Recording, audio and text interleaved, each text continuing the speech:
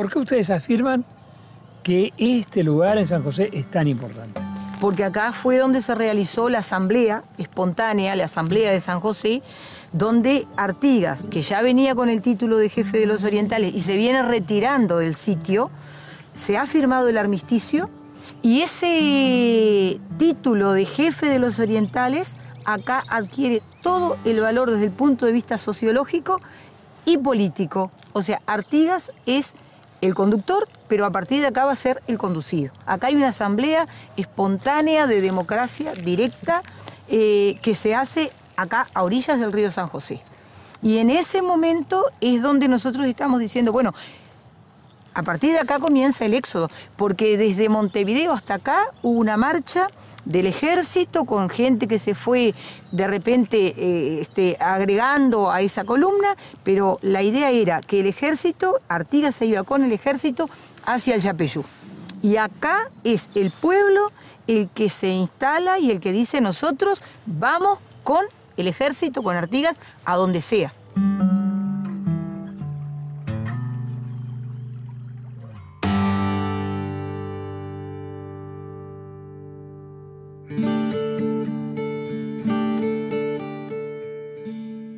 El artiguismo supone un movimiento, una corriente dentro de la Revolución del Río de la Plata. No supone un movimiento que tiene un conductor que hace todo y un conjunto de personas que los siguen, sino que, como Barrán escribió una vez, Artigas es conductor y es conducido, planteando justamente que en determinados momentos cruciales de la Revolución hubo ciertas decisiones que fueron tomadas a partir de esa, digamos, de ese movimiento, de esa, digamos, interpretación de lo que debían ser los alcances de la Revolución, que no iban solamente o no salían solamente de la cabeza de quien era el jefe de los orientales. Y es interesante avanzar en la idea del artiguismo como algo colectivo, porque muchas veces las interpretaciones nos tienden a reducir los procesos históricos a las figuras de héroes como seres excepcionales que habrían cambiado la realidad.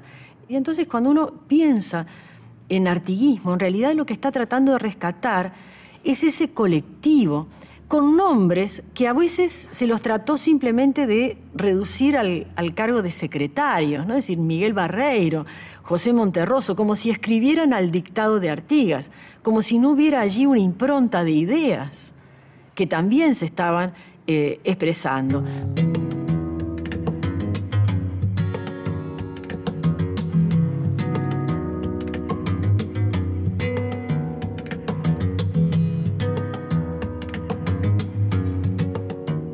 Artigas no es meramente un líder, ¿no? O un conductor, no tiene solamente esa cuestión del liderazgo. A mí no me gusta mucho lo del caudillo, ¿no? Sino del liderazgo. No tiene solamente eso.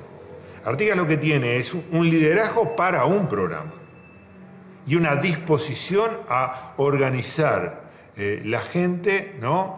Y embanderarla en esto con convicción.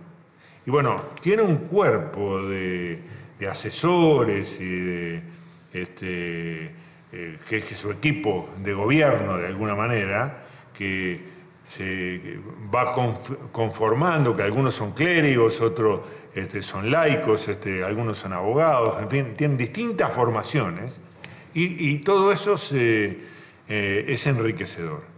Pero la última instancia siempre es Artigas.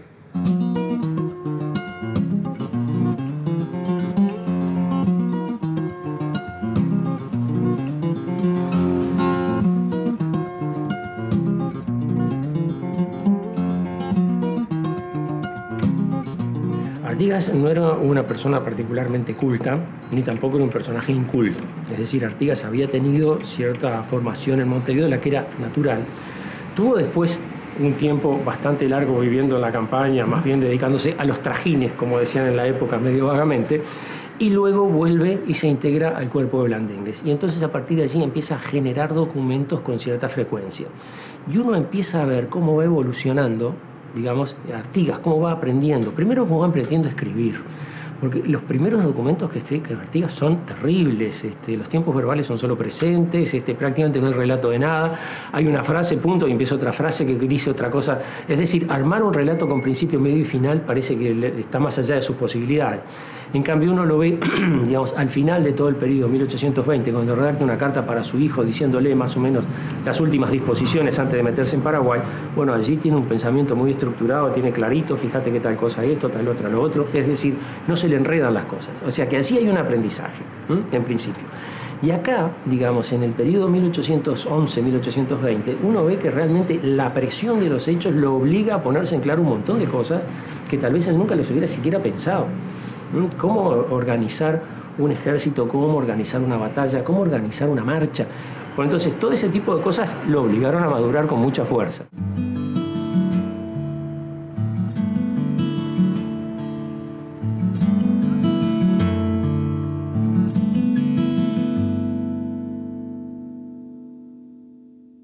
Uno no espera encontrar una personalidad tan rica, tan definida en aquella época, porque mirando el ciclo revolucionario en América Latina es difícil encontrar a alguien parecido. Tiene una sensibilidad social que no es común, porque hombres de gran talla, como otros prohombres de la Revolución Americana, usted no encuentra esa preocupación por el hombre común y corriente. Grandes ideales que venían de la Revolución Francesa, que la libertad, que la fraternidad, pero cuando llega la igualdad, la cosa empieza a diluirse. Yo creo que se pueden anotar tres aspectos en su empresa, en la tarea de Artigas, en la revolución que él encabezó. Un aspecto político, que es la lucha por la independencia de España y la puesta en el primer plano de la soberanía provincial, la soberanía particular de los pueblos, decía él. Un aspecto social que es tratar de levantar la condición de miseria muy marcada que tenía la gran mayoría de la población oriental, y estoy pensando en los indios, estoy pensando en los gauchos, y un aspecto económico que era recuperar la única fuente de producción de riqueza que tenía la provincia, que era la ganadería, que con la revolución los estragos sobre esa riqueza fueron muy fuertes, muy grandes. Creo que esos tres objetivos describen toda su actuación.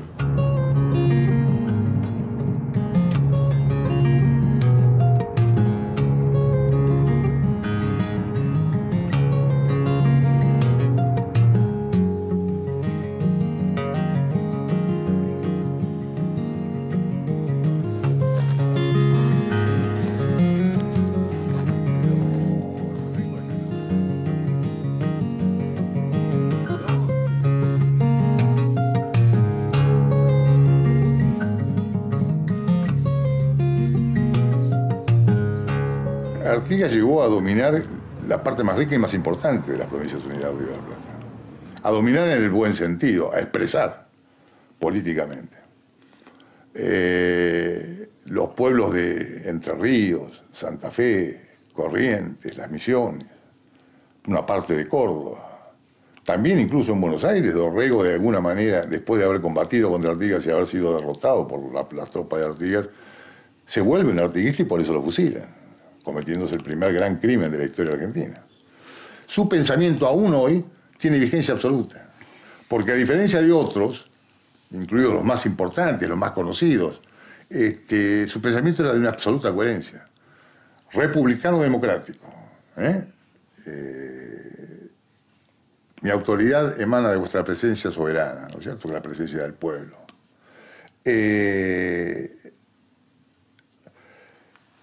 Después, la autonomía, lo que hace a lo que hoy denominamos proceso de integración. El proceso de integración no significa fundir los países y que desaparezcan. Desgraciadamente está América del Sur fragmentada artificialmente. Sino recuperar de alguna manera ese espíritu integrador. Es uno de los pocos que lo tiene con claridad. Bolívar también, San Martín también, pero él lo lleva adelante. Él construye la Liga Federal. Y por eso se transforma en un enemigo a exterminar. Lo que se buscaba de Artigas era su desaparición. Física, si era posible.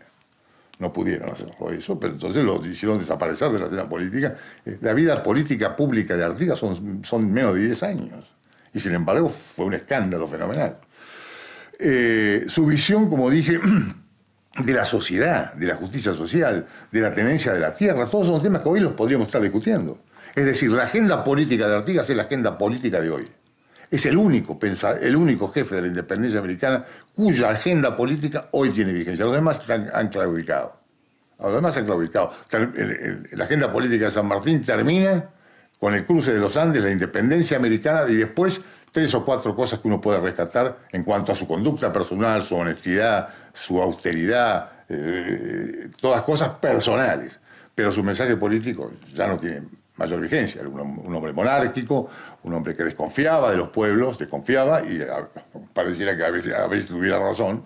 Yo no lo comparto. Bolívar más se sentía emperador, digamos, actuaba como tal. Es cierto, era un hombre de la integración, pero estaba muy lejos de ser un hombre de la república y la democracia. Así que creo que hay todavía mucho para explotar y para revisar de la cantera de esos 9 años en que Artigas fue protagonista de la historia de ambos pueblos.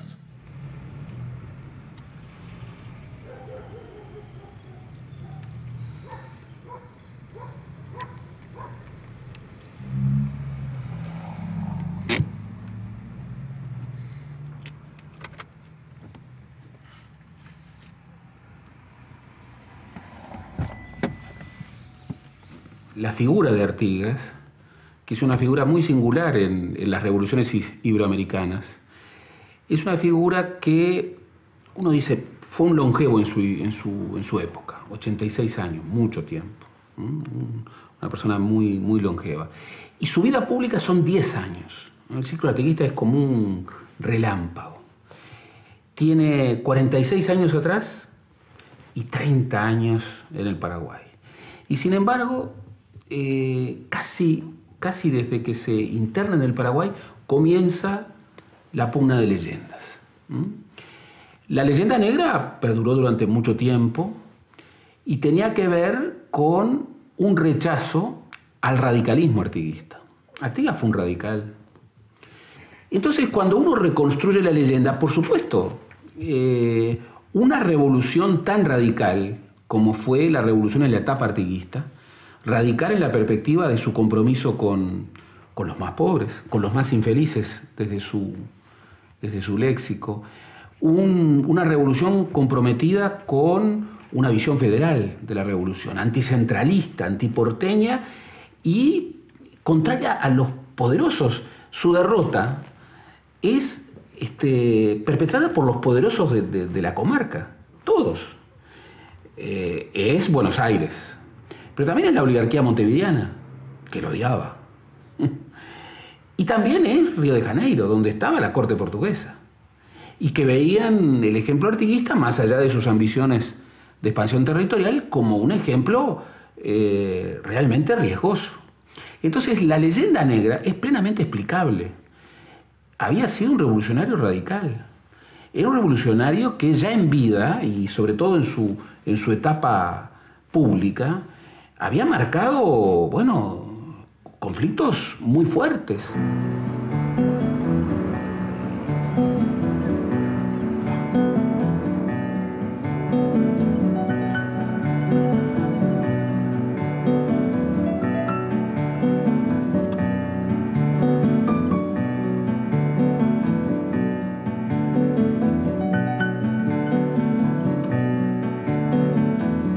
con el correr de los años, bueno, una historiografía más moderna, una historiografía más científica, dice, bueno, ubiquemos las cosas como son.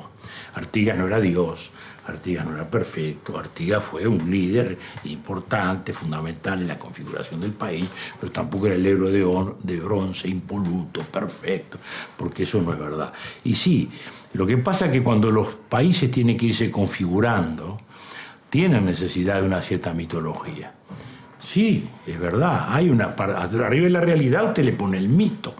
Fíjese, por ejemplo, uno de los actos más importantes en la afirmación artiguista es el retrato de Blanes. ¿Usted cómo sigue a un líder que nunca le vio la cara? Un héroe que no sabe ni cómo era, si era negro, blanco, petizo o alto. Entonces Santos, que era un individuo extraordinariamente perspicaz políticamente, advierte eso y le hace hacer a Blanes ese cuadro espectacular de Artigas delante de la Ciudadela, lo pone ahí, hace desfilar las escuelas. Bueno, este es Artigas. No había nada de Artigas físicamente. Hay algunas descripciones literarias, como la que hace el padre Larrañaga cuando lo va a ver allá a su campamento y eso, pero bueno, pero Artigas es ese, y lo es para todos nosotros. Y es ese Artigas, ¿no? Y eso también es parte de la configuración del país. Luego sí están los mitos, sí están las leyendas. Lo que sí está claro entonces es que ese culto o ese renacer del culto artiguista fue muy fuerte. Lo que pasa con todos los héroes es que después cada uno le hace una lectura, ¿no?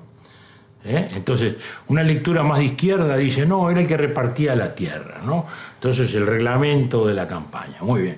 Una lectura más liberales, no, las instrucciones del año 13, la república, la separación de poderes, la democracia, tal y cual. Y todos esos son reales. Lo que pasa es que hay que entenderlos en su tiempo. Cuando dicen Artigas repartía tierra, Artigas venía repartiendo tierra desde la época española. Artigas fue comandante del norte de nuestra campaña y en nombre del virrey entregó tierra porque España quería colonizar esta frontera para que los portugueses no se la comieran, como estaba ocurriendo, ¿no? ¿Verdad? Entonces Artigas ya era un veterano, era un experiente en ese oficio, asentar gente en el campo y tal. Y luego, cuando él pasa a ser, digamos, el gobernante de esta región, hace un reglamento que, como se dice, para seguridad de los hacendados, ¿no? Es decir, no era la revolución, no era la reforma agraria. Lo que sí es verdad, dice que debía privilegiarse a los más infelices, lo cual está muy bien. Eso era lo que él ya venía haciendo.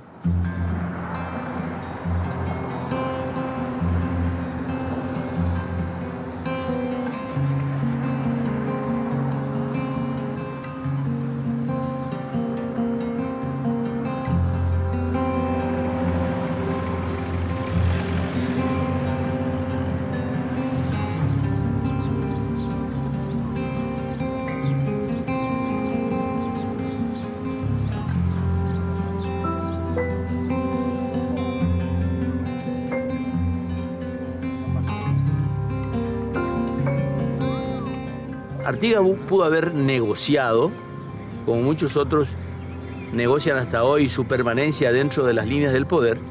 Artigas desdeñó hasta esa posibilidad. Él dijo, bueno, yo fui derrotado, admite un estatus que muy poca gente de su temperamento, de su valer, de su pensamiento puede admitir. Fui derrotado y no tengo nada que hacer y me tengo que ir.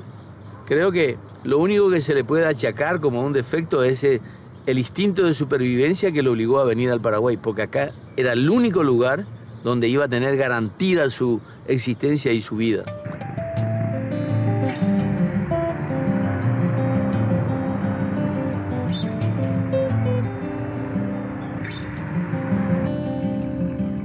En estos 160 años pasaron muchas cosas. Después de la muerte de Artigas, yo creo que viene la catástrofe más grande que tuvo el Paraguay, que tuvo América en toda su historia, que fue la Guerra de la Triple Alianza, que no terminó el 1 de marzo de 1870.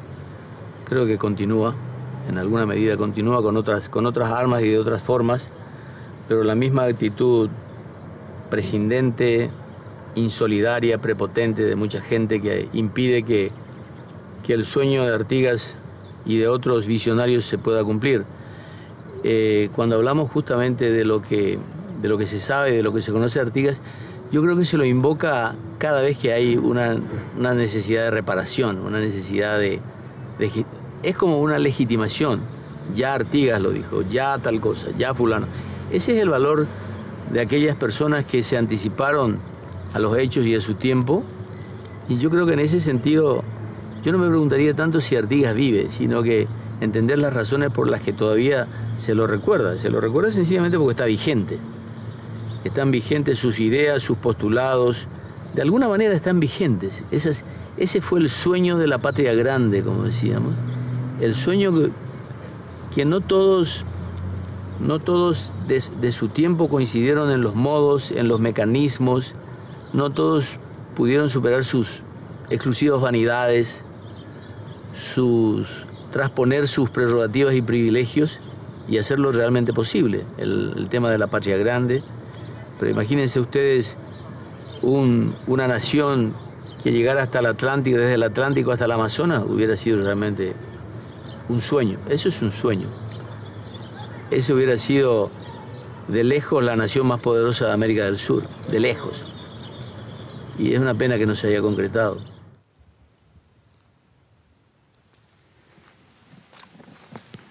Hay mucha gente que tiene material sobre todas las etapas de Artigas. Pero esta etapa y esta escala en la búsqueda nos parece absolutamente vital. Este es el lugar. Aquí tomó mate, aquí recibió gente, habló con amigos, en guaraní seguramente. El hombre cotidiano, el de todos los días, el que sigue siendo viejo. Llega un hombre maduro, de 50 y pico de años, y se va a ir de este lugar con 70 y pico. Habrá estado aquí, allí, allá, pero que aquí estuvo, no queda ninguna duda.